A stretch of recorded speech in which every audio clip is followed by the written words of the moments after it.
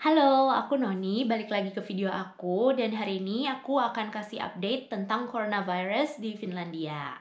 Dan sebelumnya aku mau minta maaf banget karena aku tuh udah lama banget gak bikin video. Alasannya itu adalah karena aku ini udah berapa hari sakit. Jadi kayak sekitar 2 minggu lalu aku menunjukkan gejala-gejala yang agak mencurigakan ya. Jadi aku pertama itu kayak demam. Tapi karena aku nggak punya termometer, jadi aku nggak tahu sebetulnya suhu aku tuh berapa. Cuma kayak berasa aja gitu demam, terus pilek juga, lalu aku batuk dan agak radang tenggorokan gitu. Dan yang bikin aku agak-agak concern itu ada satu hari dimana aku tuh napasnya kayak ngos-ngosan gitu loh. Jadi aku kayak lumayan panik sebetulnya. Karena aku nggak pernah kayak gitu sebelumnya. Dan jadinya ketika aku udah mulai agak-agak pilek-pilek itu, aku memutuskan untuk self quarantine. Jadi per hari ini hari apa ya? Sampai lupa. Per 30 Maret hari ini aku udah self quarantine selama 17 hari. Jadi ini hari ke-17 aku karantina di rumah. Jadi aku benar-benar udah sebosen-bosennya, benar-benar udah pengen keluar banget. Tapi aku lebih memilih untuk bertanggung jawab dan tahu diri gitu ya, jangan jadi penyebar virus. Karena kalaupun seandainya aku cuma pilek doang, saat ini kan orang-orang pasti lagi panik dan concern banget ya. Jadi mereka pasti juga akan jadi takut. Dan kalau seandainya memang aku terkena corona kan akhirnya pun jadi membahayakan kalau aku tidak sadar diri dan self quarantine. Jadi ya udah aku memutuskan di rumah aja, di kamar, literally di kamar doang. Dan apalagi apartemen aku ini kan kita sharing kitchen di sini. Jadi kalau seandainya aku keluar bahkan hanya untuk masak pun itu bisa jadi membahayakan buat teman-teman aku di sini. Jadi aku selama ini masaknya di microwave dan di rice cooker. Kebayang ya, bosan banget. Bosan banget. Cuma sekarang aku sih merasa udah sembuh ya. Cuma aku masih di rumah aja untuk sementara waktu. Untuk jaga-jaga aja supaya lebih aman lah ya untuk semuanya. Untuk aku juga dan untuk teman-teman di apartemen aku. Oke, sekarang kita akan mulai bahas tentang corona cases di Finland. Jadi, kalau aku baca dari berita, per hari ini di Finlandia itu sudah ada 1.352 corona cases. Dan total deaths-nya itu ada 13 orang. Jadi sebetulnya kalau di Finlandia itu tingkat kematiannya itu tidak terlalu tinggi, jadi sebenarnya tidak begitu menyeramkan. Tapi yang bikin agak takut itu adalah aku baca berita kemarin kalau di Finlandia itu ternyata mostly atau maksudnya kebanyakan itu adalah orang-orang yang asimptomatik. Jadi walaupun mereka itu punya virus di badan mereka, tapi mereka itu tidak menunjukkan gejala apapun atau bahkan itu cuma mild aja gitu. Kayak ya mungkin kayak aku gitu loh, kayak serasanya kayak pilek aja gitu biasa. Dan itu jadinya kan mereka tetap beraktivitas seperti biasa karena mereka merasa sehat atau bahkan hanya kayak ya udah cuma pilek dikit gitu kan. Dan akhirnya mereka kayak keluar rumah beraktivitas seperti biasa dan malah jadi pembawa virus dan bisa menularkan ke orang-orang lain gitu. Kalau untuk di region aku sendiri ini di daerah Tampere dan sekitarnya itu hanya ada sekitar 100 orang lah ya sampai saat ini. Aku nggak tahu angka pastinya karena di berita terbaru itu belum ada. Berita yang terakhir itu sekitar kayak 2 hari lalu dan itu udah ada 94 orang. Jadi estimasi aku ya pasti sekarang udah lebih dari 100 lah ya.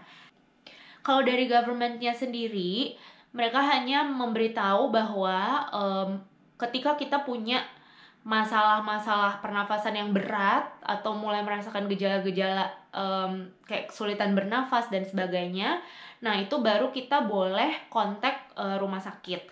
Tapi kalau kita hanya menunjukkan gejala-gejala yang agak mild gitu, mereka menyarankan untuk stay di rumah minimal sampai gejalanya hilang plus 1 hari. Jadi kayak misalnya aku sekarang aku stay at home udah 17 hari. Aku memang masih agak pilek-pilek sedikit, tapi menurut aku sih udah oke banget, udah nggak ada masalah ya. Nah cuma aku baru boleh keluar rumah ketika aku sama sekali udah nggak pilek plus 1 hari. Jadi untuk menjaga supaya lebih aman gitu ya. Aku rasa sih sebetulnya tujuan mereka membatasi orang untuk menghubungi rumah sakit itu karena yang aku tahu di sini rumah sakit itu hanya satu untuk di kota aku, karena kota aku kan sebetulnya kota kecil ya. Jadi untuk mencegah supaya rumah sakit itu kayak membludak, makanya mereka membatasi hanya untuk orang-orang yang mengalami gejala-gejala yang parah. Dan kalau seandainya nggak parah, makanya cuma disuruh stay at home aja gitu. Dan resikonya sebetulnya kalau seandainya kita hanya punya gejala yang ringan, lalu kita memaksakan diri untuk ke rumah sakit, minta dites dan sebagainya, otomatis kan pasti banyak tuh yang ngantri ya kan, dan itu malah menimbulkan resiko kita bisa malah menularkan orang lain atau kita malah jadi ketularan sama orang lain gitu. Dan enaknya di sini karena semuanya itu integrated banget, jadi untuk informasi kita entah kita bisa lihat di website atau bahkan kita bisa dapat SMS langsung. Jadi kayak misalnya kemarin itu Helsinki kan udah mulai ditutup ya, udah mulai close border gitu. Jadi kita dapat SMS dari kepolisian yang memberitahukan bahwa per kemarin itu kita udah nggak bisa ke Helsinki sampai waktu yang akan diberitakan selanjutnya. Dan sisanya itu kita tinggal buka di website aja. Semuanya udah tertera di situ, termasuk nomor telepon rumah sakit atau pokoknya nomor-nomor penting dan hal-hal yang harus kita lakukan kalau seandainya kita mengalami gejala-gejala corona. Untuk kampus aku sendiri, waktu tanggal 8 Maret deh kalau nggak salah, jadi kita tuh dapat email resmi dari kampus yang menyatakan bahwa di kampus kita itu udah ada 20 orang yang positif corona. Dan itu cepet banget, kayak seminggu kemudian kampus kita tuh langsung ditutup dan semua pelajaran itu jadi online sampai hari ini. Rencananya sih akan sampai 13 April, tapi menurut aku sih kayaknya akan diperpanjang ya, karena mengingat kondisi yang justru semakin parah, bukannya malah lebih baik. Dan untuk dokter-dokter di sini pun juga udah memprediksikan bahkan sampai bulan Juni pun corona cases di Finland ini mungkin belum selesai. Jadi kayaknya social distancing-nya akan makin panjang. Semua sekolah pun sudah ditutup, jadi anak-anak sudah belajar di rumah, kantor-kantor juga sudah ditutup, semuanya work from home. Memang hanya supermarket aja sih yang buka seperti biasa. Dan yang buka itu hanya TK. Tapi pemerintah pun juga udah menghimbau bahwa TK ini tetap dibuka hanya untuk orang tua yang bekerja di sektor-sektor yang tidak memungkinkan untuk libur, misalnya petugas medis, perawat, dan kalau dua-duanya itu kerja di bidang itu, maka bisa naruh anaknya di TK, karena ya mau gimana lagi kan, mereka nggak punya pilihan gitu. Tapi kalau seandainya orang tuanya bisa work from home, disarankan anak-anaknya pun untuk di-keep di rumah gitu, jangan dikirim ke TK.